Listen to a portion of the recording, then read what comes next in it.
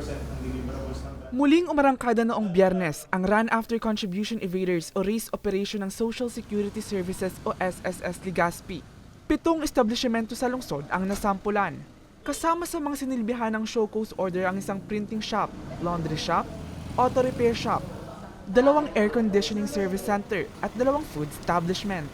4 sa mga ito ang hindi nakapag-remit ng buwan ng kontribusyon ng kanilang mga manggagawa, habang 3 naman ang hindi pa rehistrado na malinaw na paglabag sa Labor Code ng Department of Labor and Employment. The SSS officers have authority to inspect every establishment. Kaya they are required. Once they are required and hindi sila nakapag-comply, that is already a violation of the SS law, which may be a cause for a filing of case. 37 mga manggagawa ang apektado ng kapabayaang ito, kung saan umabot sa 346,521.30 pesos ang naitala ng naturang opisina na nawawalang kontribusyon. The employees have obligations also to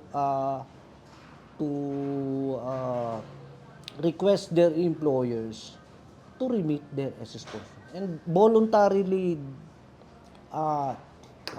allow the employers or even instruct their employers to deduct.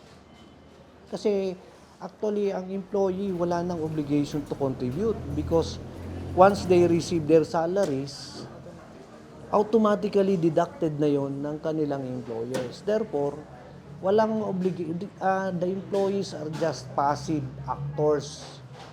Ang active talaga and magiging liable in case of non-remittance is the employer. Layunin naman ng aktibidad na mas maging disiplinado ang mga negosyante at maging patas sa kanilang mga manggagawa.